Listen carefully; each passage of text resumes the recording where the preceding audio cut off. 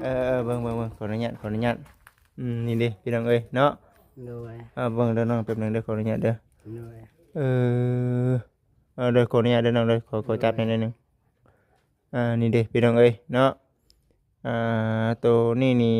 คือสีขาวเลยตัวนี้เนาะโดยเนาะแต่ช่างแก้วบ่อยู่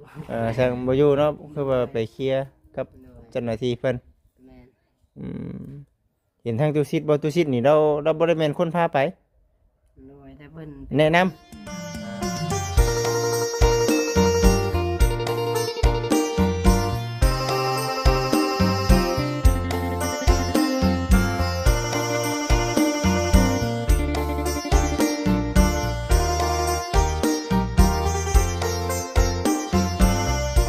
โอ้ยโดยกับทักทายสบายดีเด้อกับสบายดีสวัสดี FC ทุกท่านเนาะบ่ว่าจะอยู่ทางฝั่งลาวฝั่งไทยทางต่างประเทศพี่น้องเอ้ยเนาะพบพ่อกับบ่จิตคือเก่าอีกเช่นเคยเด้อพี่น้องเด้อเนาะตอนนี้วันนี้พี่น้องเอ้ยบ่จิตเองก็อยู่ที่อ่าบ้านน้องชายล่ะเนาะกำลังอยู่ในขั้นตอนของการโบกเด้อพี่น้องเด้อถามน้องเพิ่นว่าอีกประมาณ2 มื้อว่าซั่นมันบ่ไหวพี่น้องเอ้ยบ่ไหวน้ำเลดแน่แล้วก็น้องเพิ่นคนงานนี่แหละไปพุ่นไปพี่แน่เนาะมันก็เลยอ่า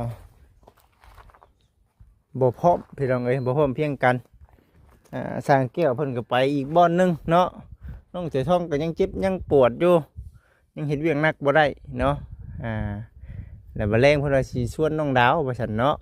เอาว่าช่วยกันจ้ะเฮ็ดเมื่อยค่ำแล้วก็พากันนอนน้องเสือทองก็พุ่นแหละวันดีมันเช้าพุ่นแหละจังบุกต่อเพราะว่าทั้งสร้างแก้วเพิ่นน่ะได้ไปเวียกเนาะคือเพิ่นยังสิบ่มีคือจิกใจไปว่าร่วมงานสู่งานอยู่ทางเฮือนชานด้านแป้นดอกยังเดินการได้งานในเรื่องของทางน้องถุยทองอยู่ยังบ่สำเร็จเสร็จสิ้นยังได้ไปเว้าไปเคลียร์กันกับตำรวจก่อนพี่น้องเอ้ยตกลงกันแบบไรบ่ากันแบบไรเนาะถูกผิดเนาะไปผิดว่าไปตามผิดไปถูกว่าไปตามถูกพี่น้องเอ้ยอันนี้ก็บ่ได้ว่าผู้ใดเนาะมีแต่ว่าปล่อยให้ทางเจ้าหน้าที่เพิ่นดำเนินการเนาะอันนี้คือในเรื่องของทางน้องๆเพิ่นแต่กับผู้กรณีบ่จิตเองก็คือเว้าในหั่นแหละพี่น้องเอ้ยเนาะว่าไปทำที่ว่าทางน้องๆเพิ่นว่าเนาะช่วงนี้ก็เท่อยู่ได้น้องเอ้ยเนาะเอาสบายดีสบายดีไปดีเขาท่าอยู่ได้ทรงแบบนี้เนาะโดยระวังเมียดงเด้อเนาะเมียบ่จื้อเฮ็ดได้ล่ะเนาะเบิ่งขออนุญาตนี่ดิพี่น้องเอ้ยเนาะโดยเบิ่งเด้อน้องแป๊บหนึงเด้อขออนุญาตเด้อโดยเออเด้อขออนุญาตเด้อน้องเด้อขอจับหน่อยหนึงนี่ดิพี่น้องเอ้ยเนาะตัวนี่คือสีขาวเลยตัวนี้เนาะโดยมันมีบางส่วนที่ว่าอยากขาวได้เด้ปลายผมเฮามันรุดออกก็มีเนาะนี่เนาะโดยนี่เด้พี่น้องเอ้ยแล้วมันก็สิเป็นวันเลยเด้นี่ต่อไปนี่เนาะคันว่าผมโบปุกนี่คือเห็นเนาะโดยเวลาเขาเตะหัวนั่นนี่ตักปีแล้วก็น้อง18บ่โดยประมาณ19แล้วประมาณ19โดยนี่มาเช้ามีแต่ว่าตัดออกแล้วบัดนี้เนาะมันหนักบ่ โดยมันนักแบบเลือดยังมันกล้ามันติดเนาะโดยมันติดอ่าจะตัดออกมันติดทำไปตัดออกพี่น้องเอ้ยเนาะ ปลาเป็นปรุงไม่แบบนี้มัน เออ ก็ว่าแม่นเฮาซาหัวมันก็สิบ่คักปานใดเนาะโดยยังบ่เต็มที่ปานใดแต่ว่าเฮาในเครื่องบ่น้องเครื่องบ่ยังจะเครื่องอยู่เนาะตอนตัดกับเครื่องอยู่เห็นบ่เนาะคอยเด้อช่างเด้อคอยเด้อได้นี่เนาะคอยเป็นคอยคอยตัดให้มันหากะสิเชื่อมเข้ากันได้นี่โดยบัดเวลาเพิ่นเอาไผมายิบออกนี่เป็นจังไดก็น้องเพิ่นคอยดึงบ่โดยดึงนี่แสดงว่ามันจะเป็นหูได้นี่เนาะ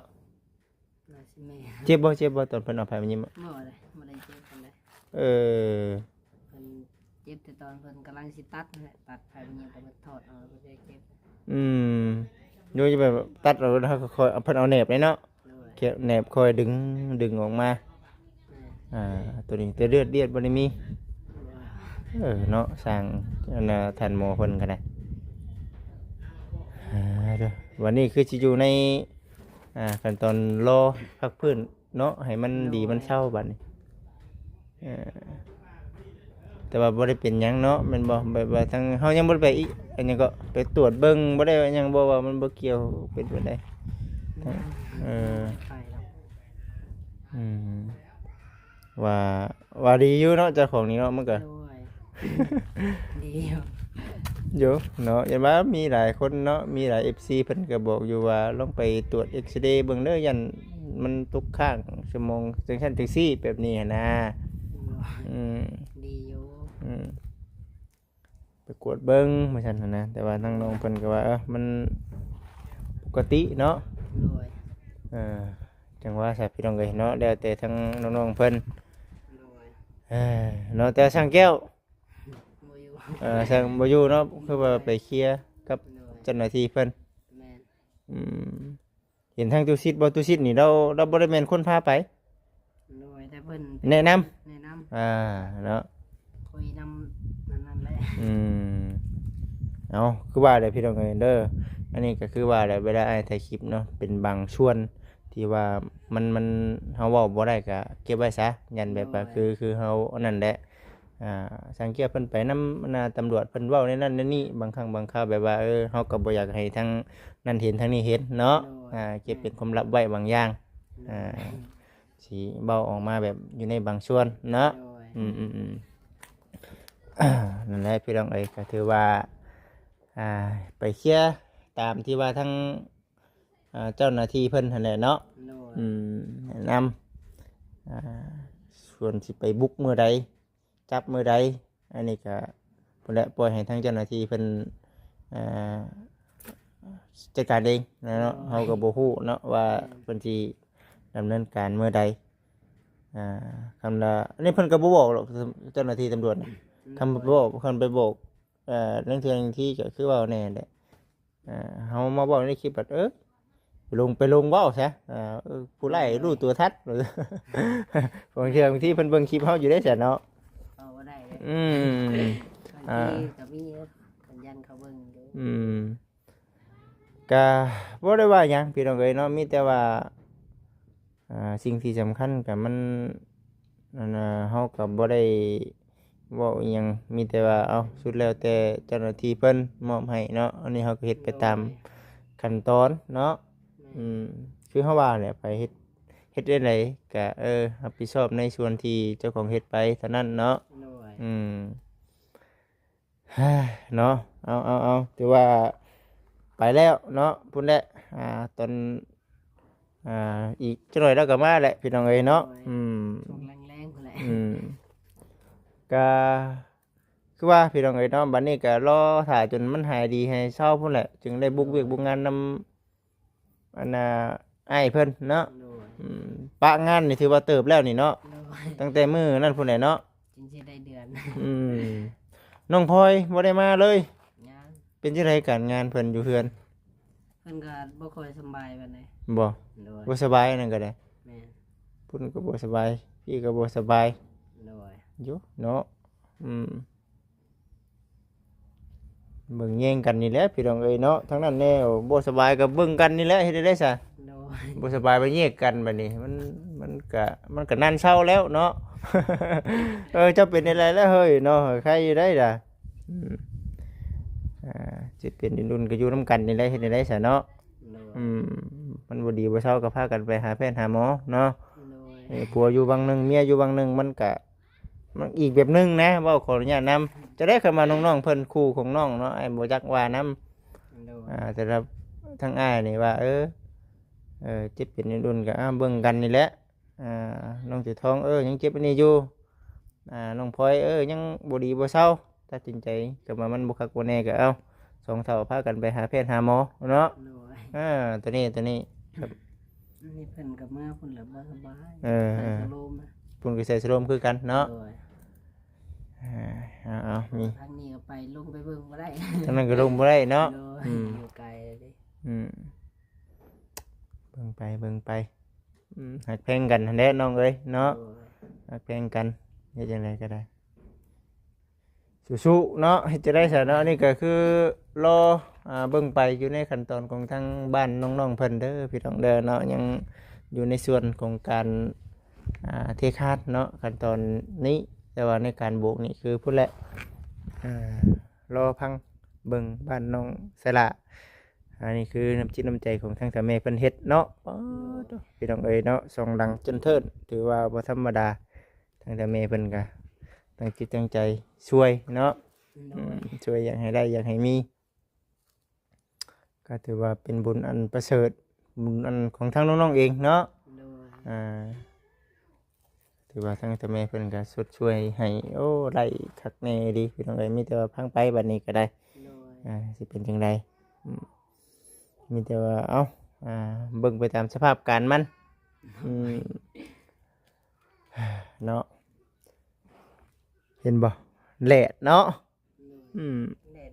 แหลดกำลังอาบเข้าไปในแบบข้างนี้ด้วยนะพี่น้องเอ้ยเนาะแหลดอยู่ในบ้านของทางน้องสละพอดี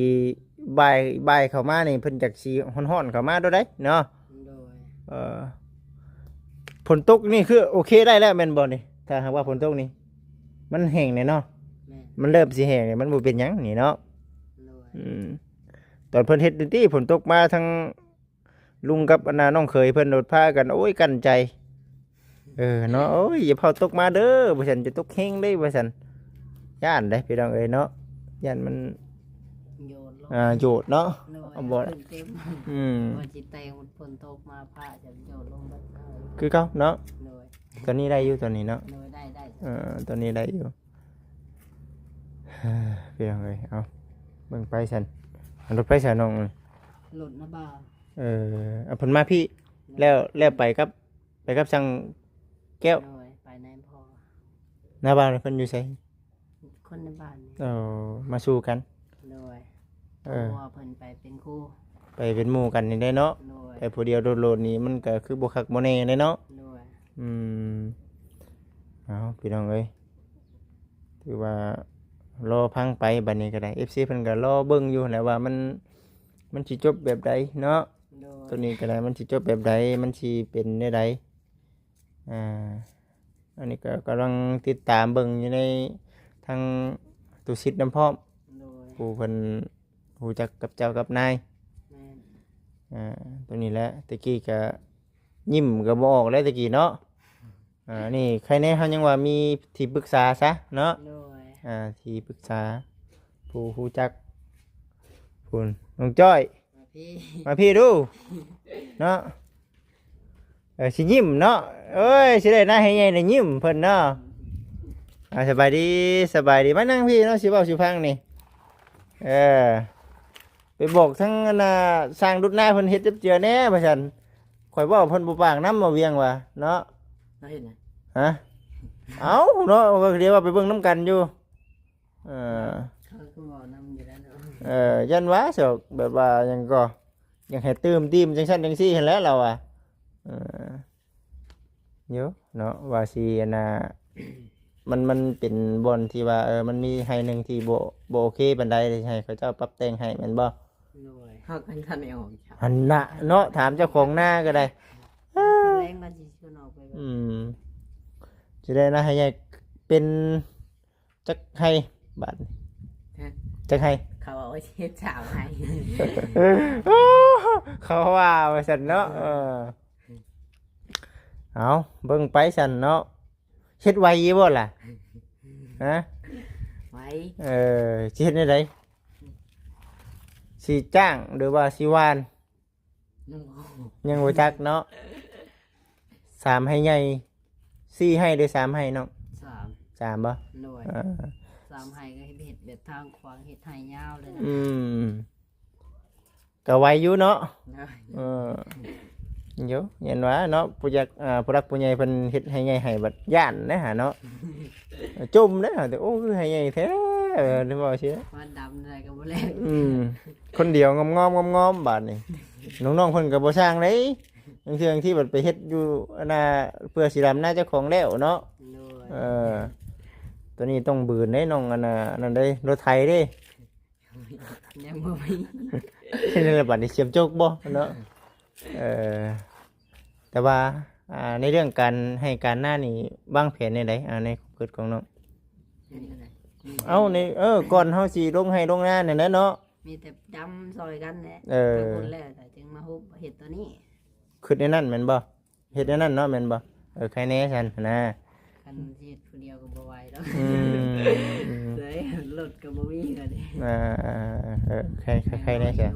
อืม ก็ต้องเฮ็ดบ่ได้แล้ว ยังบ่ได้ปานใดเนาะ โดย ใครแน่ใช่คำว่าในนี่เนาะ มันต้องคุบทั้งพุ่นแล้วล่ะเอารถมาพี่ อืม ทางพี่กล้าก็วานอยู่พุ่น อืม วานแล้วลกเส้นรถไทยแก่มา ใครแน่ฉันกันว่าในนี่ได้ โดย ว่าน้องจ้อยนี่โอ้เนาะหรือว่าในฉันน้องจ้อยสิเฮ็ดผู้เดียวบ่ โอเคบ่ สิเฮ็ดผู้เดียวบ่หรือว่าจังไดเนาะ กันเฮ็ดผู้เดียวนี่ก็ได้ข่าวหลายแน่เนาะ โดย แต่ว่าหาวิธีแล้วบัดนี้ได้สิเฮ็ดได้เนาะมันจึงดำได้ แม่น ขั้นตอนแรกก็ต้องไถหุดเนาะ แม่น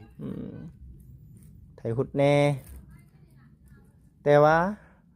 คันมีรถไถนี่เฮ็ดเป็นบ่ อ๋อพอ คือ ขับได้อยู่ เคยขับอยู่บ่ โดยเพิ่นเป็นอยู่ เคยเป็นอยู่บ่ โดย อืมรถไถนะเคยขับอยู่เนาะรถไถเนาะ เพิ่นอาจสิเป็นก็น้องอีก เห็นปะน้องบ่ค่อยขับปานใด ตามมันทางนี่บ่ฮู้ได้แต่ขับให้หน้านี่ได้ อ๋อ น้องตามทางไม่แห้งง่ายก็ได้ เนาะตามคือว่าแบบย่านนะหนทางบ่ย่าน บ่เคยขับตามมันทางเด้ เคยไทยเลยนะ เคยใส่แต่หน้าเนาะตามคณะกะยานคณะขาดกะยามันเนาะเป็นก็ไม่ตัวนะอันนี้บ่ ตามทางเลยอยู่อย่าไปตามโม่อะไร โอ้ระวังหลายอย่างเลยเนาะ โดย จักกันใดคนจักกันใดรถจักกันใดงัว แม่น สัตว์ชาวบ้าชิงอะไรมันหลายอย่างหลายแนวตัวนี้มันก็ต้องคือว่าเนี่ยค่อยๆเป็นไปคือว่าเนี่ย โดย มันหักขี้ดื้อไปเองมันดอกต่อไปนะอายุเฮาหลายไว้ตีนไว้มือมันก็สิคอยเฮียนถูกไปน้ำหลังเนาะ โดย ตัวนี้ก็คือว่าได้พี่น้องไอ้บ่นั่นคือแต่เก่าได้บ่อยู่มาบ้านหมู่บ้านสังแก้วนี่ต่างคนต่างแยกย้ายกันไปเฮ็ดคนละทิศคนละทางบ่อยู่มันบ่ได้แบบว่าบุญบันคือแต่เก่าปานใด โดย ตะกี้แต่ก่อนน่ะหนึงมาจ้างแน่เนาะ แม่น หนึ่งมาจ้างน้ำพร้อมวันนี้มาบวกเข้ากันครับเกิดเรื่องเกิดราวแบบนี้ประเทศไปเล่าเนาะ แยกกับเอาไปมาเรือแต่สองคน เออ แยก เอาไปมาเฮ็ดดำเด็กดำหน่อยนี่เนาะ โดย สร้างแก้วมันสร้างพุทธกับผู้ช่วยกับปุกพุ่นเนาะเฮือนเพิ่น แม่น บัดนี้ก็สิไปบุกอยู่เฮือนน้องดาวเนาะ โดย บัดนี้มีบ่ชงกับน้องสละบัดนี้เฮ็ดการเฮ็ดงานของเจ้าของนี้เนาะ แม่น ส่วนน้องจ้อยกับเรื่องเสียงที่กับเล่นการในงาน เพิ่นแล่นไปเบิ่งเวียก อื เพิ่น ม นำ ผู้แล้วผู้เพิ่นสิได้ปลูกข้าวปลูกน้ำพุ่นแล้วง่ายๆกันไปพี่น้องเอ้ยน้องเพิ่นนี่ก็ยังบ่ดีบ่เศร้าปานใดผู้เพิ่นสิได้เฮือนซ่านด้านแป้นใหม่ผู้เพิ่นสิได้มาอยู่ไวๆนี่ก็สบายดีสิไปใส่ต่อบัดนี้โหแล้วระวังเด้อเป็นโทษเด้อเนาะเออ แม่จะเดียวไม่มูเต็กเลย เออ มาเพิ่นเลยให้เพิ่นลูกมัน ก็คือไงคือหลายแท้เนาะไปทิมให้เนี่ยมันเขาเฮือนหอเองใครอยู่ดอกยันปบใต้ปบเหนือน่ะ จ้าแม่ เออไปสายไปเนาะโอเคไปหน้าพุ่นบ่โอ้ยมื่นบ่มาเฮ็ดนี่นะเออขอพักก่อนมาสันมื่นมาเฮือนน้องดาวเพิ่นเนาะส่วนพี่และน้องชายลานี่ก็มื่นอีกบุกตัวนี้อีกเนาะ โดย พังเบิงบ่น้องดาวกับน้องสละเป็นว่าไปชวนน้องดาวก่อนมาซั่นพังเบิงว่าเพิ่นสิไปเคลียร์กันแนวใดเนาะ โดย ตัวนี้กำลังเดือดจ้าๆแล้วมันบ่จักคุมเฮ็ดตอนนี้เมื่อยเนาะ แม่น อืม มันแดดเฮ็ดแป๊บเดียว แดดแห้งมาอยู่ แต่ก็ยามีคนมักอยู่เนาะฮ้อนบัดนี้ก็ได้ฮ้อนกับหนาวเจ้าสิเอาหยัง เจ้ายังเลือกห เจ้าสิเลือกหยัง มันใจยังเรื่องน้ำแล้วเหมือนมันฮอดเลย ตะกี้ฮ้อนมันมักฮ้อนเนาะ โดย เออ ฮอดเกินเลยยังได้หนาว เอ แล้ว อฮ้อนดีๆเราก็ต้องเชื่องที่ก็คือเว้าเลยเนาะเจ็บหัวเจ็บหางไปทั่วทิศทั่วแดน แม่น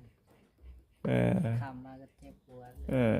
ปวดหัว คือวางพงกินนี่แล้วนี่ยังนอนได้นะมันปวดหัวเด้ โดย นอนมาแต่เช้าผมก็มาแต่เช้าแล้วโอ้ย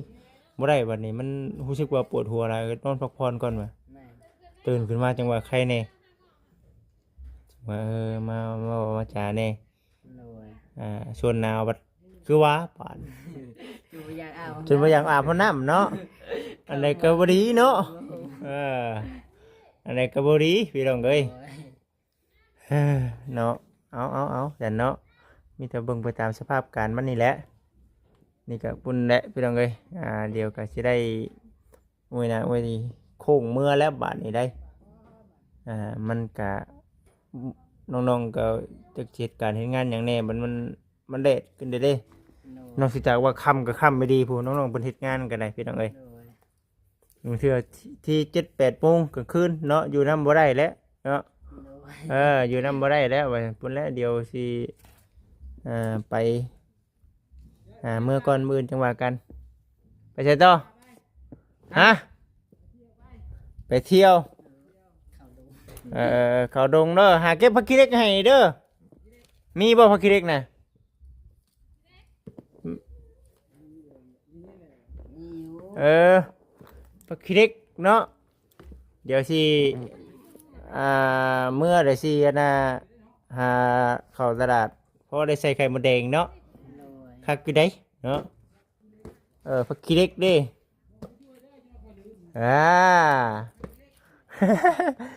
บอกเอ้ยคำว่ามันบ่มีก็บ่เป็นหยังเด้อคำบ่มีก็บ่เป็นหยังยันว่าโอ้ยห้องแดดห้องในยังบ่จิตยังบ่อยู่บ่ได้หาบ่เป็นหยังบ่เป็นหยังมีจังว่าคำบ่มีก็บ่เป็นหยังเนาะ โดย เออ มื้อนี้กินอยู่ดอกติ นี่เนาะ ผักขี้เหล็กเนาะข้าวอยู่แกงใส่ไข่มดแดงใส่หนังบางคนเขาเจ้าใส่กะทิน้ำแน่ได้ล่ะใส่บ่น้องจ้อย เอาไปกิน ฮะ เอาไปกิน บ่ได้กินขี้เหล็กบ่เอาเลยให้มันเป็นหยัง ว่ายา มันขมบ่ขมอำลำได้คักเด้ คนบ่มัก อืม ว่าคิดเล็กโดนนักเจ้าบ่ว่ากิน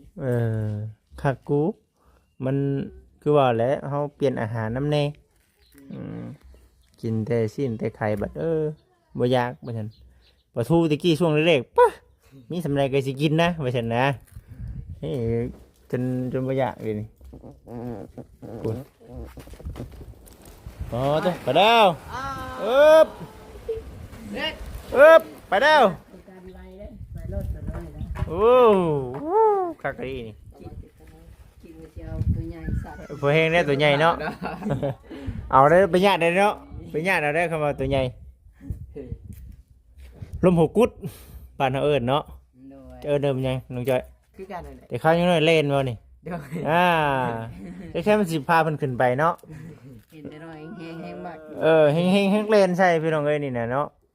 คิดคือกันเนาะแต่ข้าวยังน้อยก็เนาะ เห็นว่าเล่น เล่นใส่แล้วก็บ่บางอันมันก็แห้งอยู่ดีได้ แห้ง บ่คิดว่ามันสิพาขึ้นไปเพื่อแห้งแล้วเนาะ เป็นบ่ เอาว่าทางไหนมันแห้งเนาะ เกิดเข้าเล่นแล้วดิ เออ คือยังไม่ได้ โอ้วางแห้งเท่าไหร่ พายุพี่น้องเอ้ยฤดูร้อนเนาะในสิประมาณนี้แหละเป็นจังไดเฮือนชานั้นเป็นแล้วรู้สึกนี่ได ดีใจ ดีใจเนาะถือว่ามี3หลังแล้วที่ว่า4หลังเนาะ3หลังเนาะที่ว่าสำเร็จสิ้นที่ว่าโอเคแล้วเนาะ ด้วย ว่าในเรื่องของทางบ้านน้องสลานี่ก็ขึ้นแล้วแต่ว่ายังบ่เต็มที่ปานใดในเรื่องของทางว่ามันสำเร็จเนาะคือบ้านน้องจ้อยน้องน้องดาวน้องไม้นี่คือโอเคแล้วเนาะโอเคแล้วยังบ้านน้องถวยทองกับน้องเชลาบัดนี้กำลังดำเนินการอยู่ส่วนอื่นมีแต่ว่าตกแต่งต่อเติมไปเนาะส่วนทางน้องๆนี่กำลังสิมุ่งหน้าเข้าไปว่าให้มันเป็นระเบียบเรียบร้อยขั้นตอนของการพักเช้าให้มันจับเจือ ผู้ใดเดียวสิไว้หน้าเมื่อก็เด้อน้องเด้อพักผ่อนหลายๆเนาะอยู่ดีไม่แห้งโอเคเอาน้องเอาสบายดีอยู่ดีไม่แห้งเอาโอเคพ่อแม่พี่น้องเอ้ยป๊าดกำลังแดดจ้าๆอยู่ตอนนี้ก็ได้เฮ็ดหยังก็ยังบ่ทันได้เทื่อเด้อพี่น้องเด้อเนาะน้องสระขาดมือบ่ซั่นขาดผู้ครูอันน่ะแข่งแดดนำก็เลยสู่น้ำบ่ไหวซาเจ้าของนี่ว่าแดดก็สิสู่นะว่าซั่นเนาะบ่คือเห็นหน้าหมู่แน่บาดนี่เนาะหน้าเหี่ยวแล้วฮุบบ่ยันเฮ็ดน้ำบ่ม่วนเนาะโอเคพี่น้องเอ้ยสบายดีพี่น้องเอ้ย